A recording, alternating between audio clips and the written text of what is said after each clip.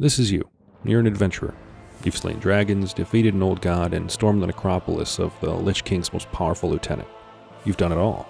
You've saved the world from certain doom. So now all there's left to do is go and enjoy some rumsy rum and some entertainment at Goldshire Inn, right? Wrong. You see this? This is the Dark Portal. A long time ago, the orcs used it to escape their planet and invade Azeroth. It's been closed for a while, but now it's opened back up. Why? Well, meet this guy, Doomlord Kha'Zix. He's a demon and a commander of the Burning Legion, who's just sort of been hanging out in Azeroth for a little bit. He reopens the Dark Portal and promptly makes like a tree and leaves back to Outland. In the meantime, however, demons start flooding out of the portal ready to wreak house. Since this is not ideal, both the Horde and Alliance scramble expeditions into the Dark Portal to stop the invasion at its source. The Horde's crew is led by some of Thrall's homies, plus some Blood Elves who heard their leader was hanging out in Outland. And the Alliance sends their finest fighters accompanied by sexy alien space goats. At the moment you step through the portal, you're greeted by the lovely sights of hellfire, brimstone, and a bunch of pissed off demons. Welcome to scenic Outland, a lovely wasteland of floating rocks and fire. The first landmark we see? A giant battlefield at the Stair of Destiny, where the combined armies of Azeroth hold the line against further demonic incursions. From here, we introduce to the first zone, Hellfire Peninsula, a filthy red wasteland under a sky of perpetual green fire. Both the Alliance and Horde have established footholds here. Honor hold for the Alliance and the very creatively named Thrallmar for the Horde. And besides all the demons running around, Hellfire is crawling with Fel Orcs. Basically, orcs who drank the demon Kool-Aid and now have roid rage and cool red skin. These guys sort of serve as shock troops for Illidan. You know, this guy, who has apparently claimed Outland as his own, and has been up to some rather dubious activities, even though he says it's all for a good cause apparently. In the heart of Hellfire Peninsula looms the foreboding Hellfire Citadel, a fortress that once served as a seat for the Pit Lord Magtheridon. Inside, you and your fellow adventurers tackle 3 dungeons: the Ramparts, the Blood Furnace, and the Shattered Halls. The climax takes place in Magtheridon's lair, a 25-person raid that takes place in the Citadel's basement, where we learn that Illidan did not kill Magtheridon, but instead has him chained up and forcibly milks the demon juice out of him to make more Fel Orcs. So us heroic adventurers burst in, break Magtheridon's chains, and promptly put him out of our misery. Everyone claps, and then we proceed to decapitate Magtheridon's corpse and mount his head on a pike, as you do. And now Hellfire Peninsula is apparently at least marginally safer. After surviving Hellfire Peninsula, we find our way to Shattrath City, located in Terokkar Forest. A surprising neutral oasis amidst the chaos. Shattrath is basically refugee central in Outland. The Draenei, or those sexy alien space goats, and some of the other friendly folks have formed a safe haven here. Floating in the middle of the city is a doll, a giant sentient wind chime made of holy light who makes everyone feel all warm and fuzzy inside. So as such, the city's open to all, Horde and Alliance alike. The peace in Shattrath is maintained by the Shattar, and assisted by 2 factions who hate each other, the Aldor and the Scryers. The Aldor are basically old-school Draenei priests of the light and are led by High Priestess Ishana. The Scryers, on the other hand, are a bunch of Blood Elf Benedict Arnolds that used to serve under the Blood Elf Prince Kael'thas. Unsurprisingly, the Aldor aren't very trusting of these former enemies. Despite this internal drama, however, Shattrath serves as the central hub for adventurers in Outland, and it's where Khadgar, this Gandalf-looking dude, coordinates the campaign against the Burning Legion and Illidan. Khadgar and Adal basically just give us a crappy corporate speak pep talk about how we're all in this together. We gotta beat Illidan and the Burning Legion, guys, come on. Leaving Shattrath, we venture into Zangarmarsh, a surreal wetland zone with giant bioluminescent mushrooms and perpetual twilight. It's swampy, it's damp, and, surprise, it's being drained of all of its water by some pissed off fish people. Basically, this lovely fishwoman, Lady Vashj, is one of Illidan's top lieutenants, and she's setting up shop in Coilfang Reservoir, an underwater complex under a giant lake, and she's pumping Zangarmarsh dry. Why? Well, apparently, much like the spice in Dune, whoever controls the water in Outland controls everything. In a certain sense, what Vashj and the Naga are doing is not all that dissimilar to what Nestle does in real life. And much like Nestle, the Naga are not above a little bit of genocide to achieve their goals. So as to be expected, the locals in Zangarmarsh are obviously not too thrilled about this, so they happily employ us adventurers to perform acts of eco-terrorism in order to sabotage Vash's operation. After our lengthy campaign of eco-terrorism, the zone culminates in us adventurers storming into Coilfang Reservoir, where we again fight through 3 dungeons: the Slave Pens, the Underbog, and the Steam Vault. We face Lady Vashj in her personal lair of Serpent Shrine Cavern, and after a hot, wet, and wild rave of a fight, Lady Vashj meets her end, and crucially, Illidan has just lost one of his key allies. So with Zangarmarsh in our rear view, we make the trek to Terokkar Forest, a mix of creepy woods and this place called Auchindoun, a massive Draenei crypt city that blew up spectacularly some time ago. The forest part has these insane Arakoa bird people plotting dark rituals and these dirty grub-like warp stalkers popping out of nowhere. But the real action here is in Auchindoun. And to make a long story short, it got blown up because this thing called Murmur got accidentally summoned, and as a result of the subsequent Nagasaki-esque explosion, Auchindoun was destroyed and the surrounding areas were turned into a charred wasteland known as the Bone Wastes. Auchindoun itself hosts 4 dungeon wings: the Mana Tombs, Auchenai Crypts, Sethic Halls, and the Shadow Labyrinth. Us adventurers clean up each wing, taking out ethereal beings, ghost priests, insane bird people, and finally the Big Murmur himself. It's pretty much a series of side stories that don't really have an impact on the greater conflict with Illidan and the Burning Legion, but again, it kinda helps to make Outland a marginally safer place. From Terokkar and Auchindoun, our next stop is Nagrand, a surprisingly lush and green savanna with floating islands in the sky. Here, the Horde encounters the Magar orcs, or basically just uncorrupted orcs residing in Outland. And surprise! Thal's grandma is here apparently, but she's sick. So Horde adventurers scramble to find a cure for grandma, and in doing so, they meet Garrosh Hellscream, who at the time is having himself a big pity party because he thinks his dad was a bad dude. Then Thrall shows up and gives Garrosh a pep talk and tells him his dad was actually pretty cool, which really kickstarts Garrosh's confidence, although in hindsight maybe a little bit too much. And meanwhile, up in the Throne of the Elements, the elemental spirits that reside here are a little pissed off about something, some imbalance or whatever. So they have you do some tasks, get everything calmed down a little bit.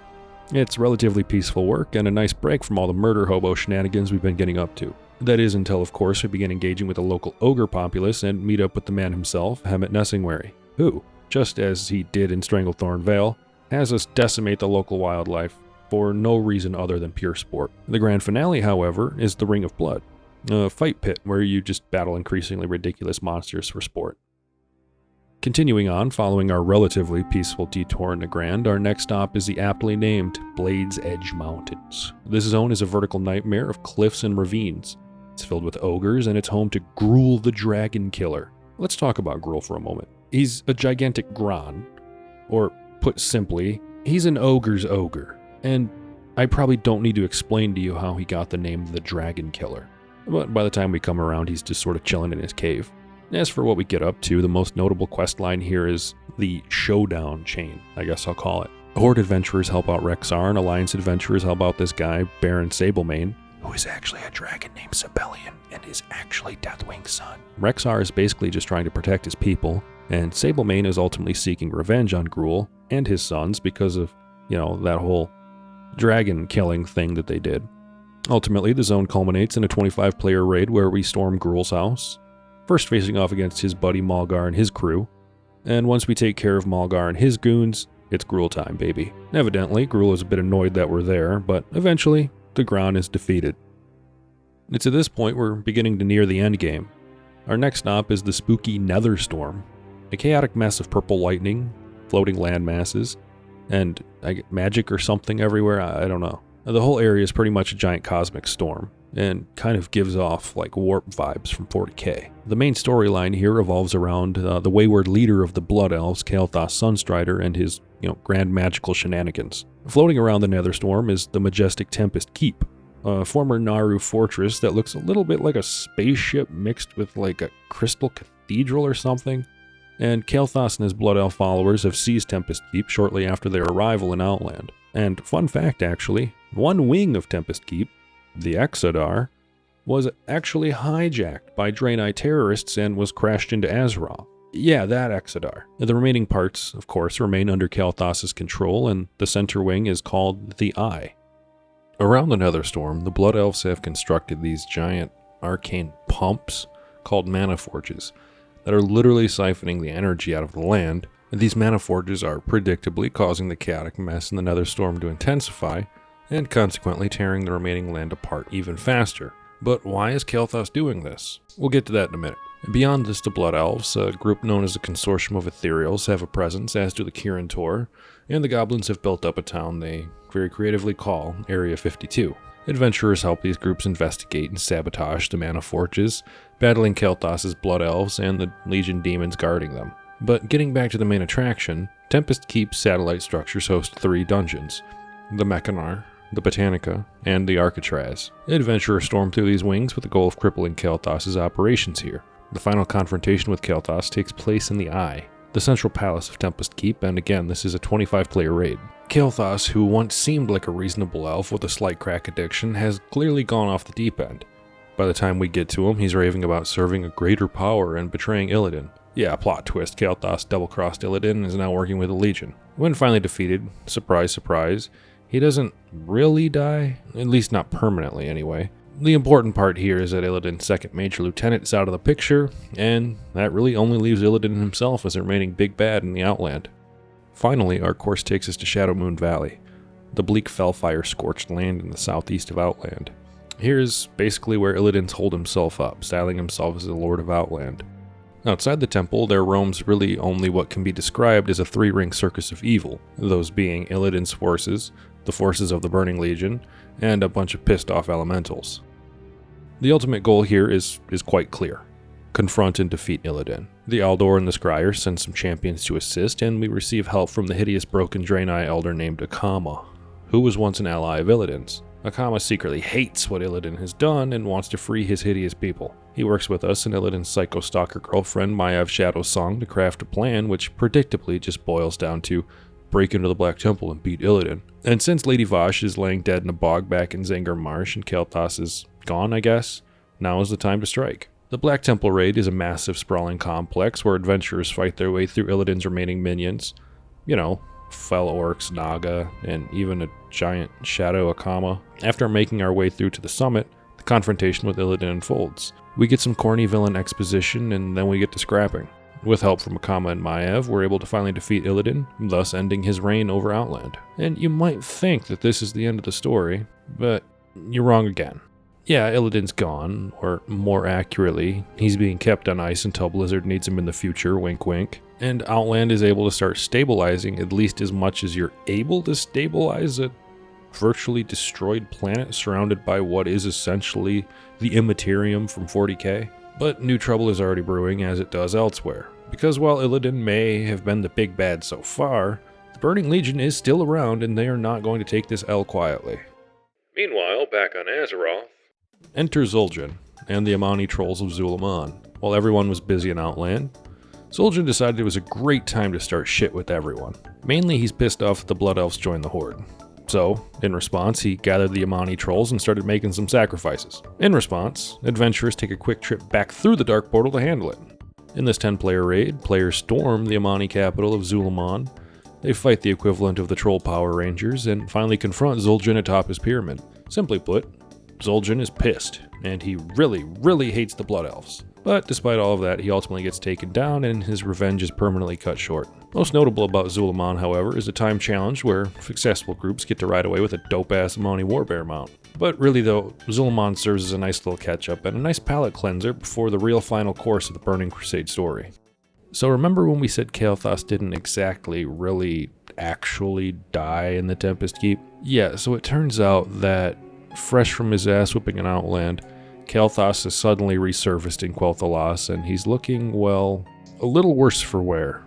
And instead of returning as the prodigal prince come to save his people, he shows up and immediately betrays everyone. Now serving the Burning Legion, he's got a great plan to use the Sunwell, you know, the mystical font of power for the Blood Elves, to summon the Demon Lord Kil'jaeden into Azeroth. So as soon as everyone figures out that that's what he's doing, all the leaders of Azeroth form a joint army to stop him, known as the Shattered Sun Offensive. In short, everyone piles onto the Isle of Quel'Thalas to kick Kel's ass. Speaking of, the Isle of Quel'Thalas is a new zone for this patch and the setting of TBC's final chapter. Upon arrival, you see too many demons, signaling that Kael'thas has really already started his ritual to summon Kil'jaeden, and we also come to find out he's even got a corrupt Naru named Muru to juice everything up and speed the ritual along.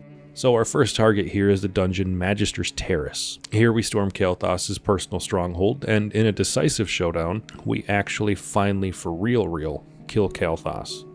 But not before he pretty much confirms Kil'jaeden's arrival is practically imminent at this point. So with Kael'thas now in a body bag, our final challenge is to storm the Sunwell Plateau and stop the ritual. This 25-man raid is as gorgeous as it is deadly, what with the crystalline halls, the corrupted Naru, and the giant pissed-off demons. We begin fighting through Kael's remaining soldiers and Legion allies, and our first encounter is with Kalikos, who is being mind-controlled by a demon, so we have to free him through a little tough love. Then comes Brutalis, a pit lord so large he blots out the sun. Then we fight Felmist, the dragon corpse. Then we follow that up with a fight against a pair of sexy Dami-Mami Eridar twins. Then we get to fighting the corrupted Naru Muru, after which we finally make our way to the Sunwell's chamber, where Kil'jaeden is prairie dogging halfway out of the well already, sort of like a angry jack-in-the-box. So this is it. The heroes, aided by Kalikos and Vina, the physical manifestation of the Sunwell's power, just go with it. We make a final stand, and in a multi-phase fight, Kil'jaeden tries his best to fully emerge. Finally, Anvina, in an act of self-sacrifice, unleashes her energy to weaken Kil'jaeden just enough to where the raid has a chance to banish Kil'jaeden back to the Twisting Nether, thus foiling the Legion's plans once and for all. Thus solving the problem once and for all. But... Once and for all! And so with that, Velen, using the spark of the fallen Naru Muru, reignites and purifies the Sunwell, symbolizing a new beginning for the Blood Elves. So, the story of TBC thus ends on a hopeful note, and Azeroth's heroes can finally take a well-deserved rest, at least until they're called upon once more.